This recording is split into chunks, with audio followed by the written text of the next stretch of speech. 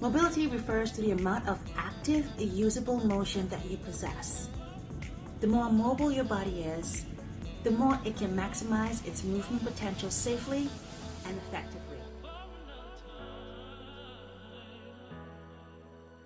Exercises are exercises that help increase the range of movements and motions your body can perform. These include flexibility, but also balance, pliability, and strength. The full combination is the best way to avoid injury. One great thing about mobility training is its diversity.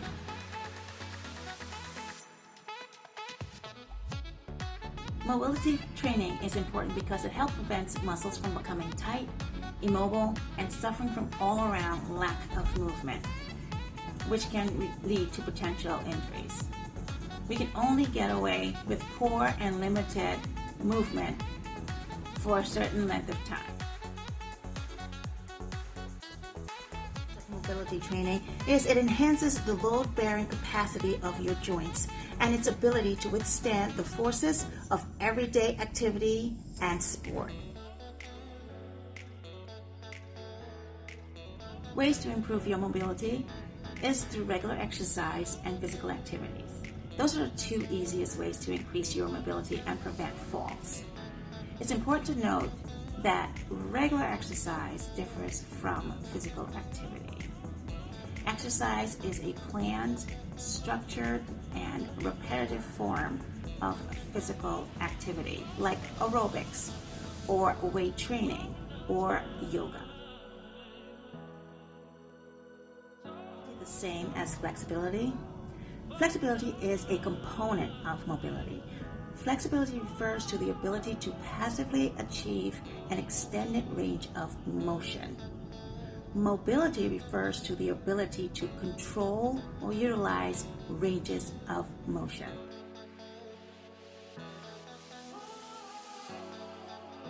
Here are some basic hip mobility exercises for beginners and older adults. First, lay down on your back in a prone position. Bring your arms out to the side or shoulder height. Make sure it remains in contact with your floor. First, then, you're going to draw one knee up as close to the chest as possible. And then from there, I want you to bring the knee out to the side or even as close to the floor as you can.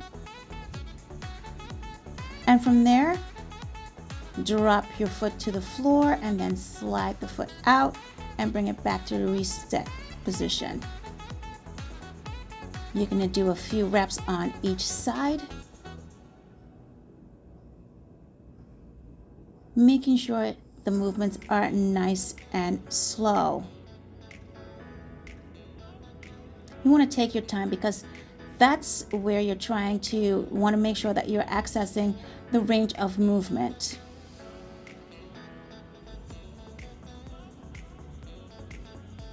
You can use these beginner hip mobility exercises as a warm-up prior to your workout if you're going running or you're lifting weights or doing conditioning of any kind. The best part about these beginner hip mobility exercises, they don't require any gym equipment whatsoever. So it's very easy for you to do them anywhere. All right. It's also great for a home workout. You should do them as frequently as possible. At least a few times a week would be ideal. Also, if you do a few sets at one time, you will definitely feel your body opening up more as you go through the movement.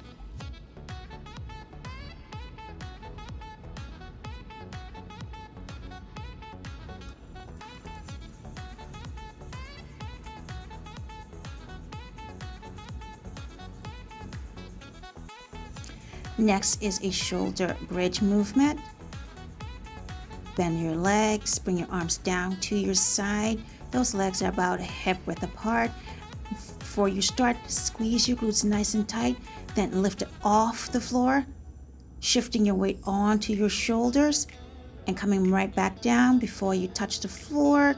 Take it right back up.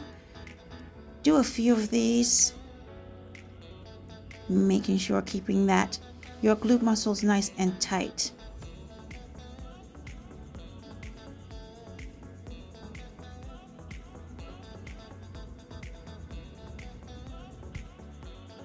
The next movement is going to be the seated hip swivel. You want to sit up nice and tall, roll the shoulders back, making sure you're supporting that body by bringing the arms behind your hips. Those legs are about shoulder width apart, knees to your chest. You're going to start by taking one knee to one side and then following with the other knee. And then you're going to reverse this movement, taking it from side to side. Remember to sit up nice and tall, keep the chest nice and wide.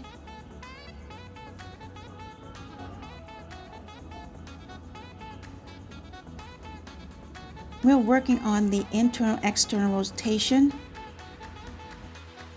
The next movement is similar to the hip swivel. You're sitting up nice and tall. You're going to bring your feet together, making sure you keep them together. You're going to bring your hands behind you. All right, you can take those knees as far apart as you can. Next, you're going to shift your body back and forth, making sure you keep your feet together. Chest is tall, shoulders roll back, and you're going to shift forward and back. Keep those knees as close to the ground or floor as you can, not allowing your feet to open up. I want to try to keep them pushing together so I'm actually creating a little bit of pressure.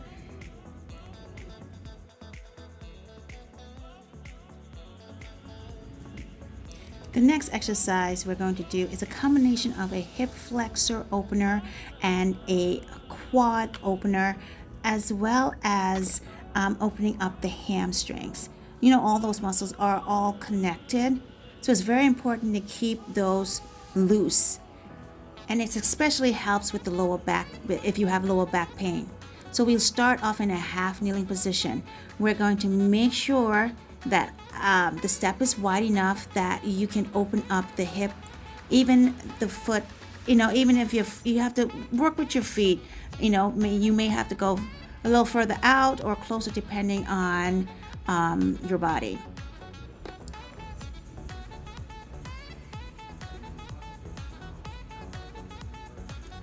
All right, you're gonna lean forward, really opening up.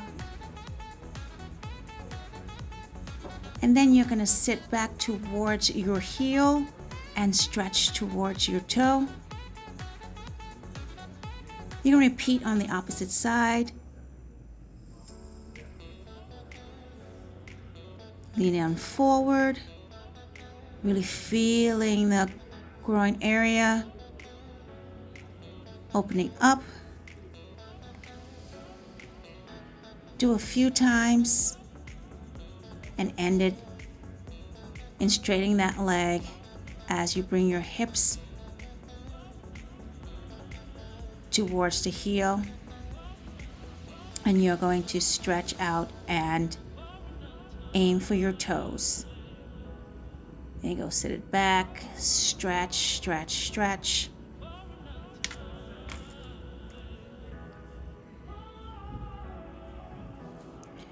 When doing any kind of mobility exercise or stretches, expect to experience a little discomfort.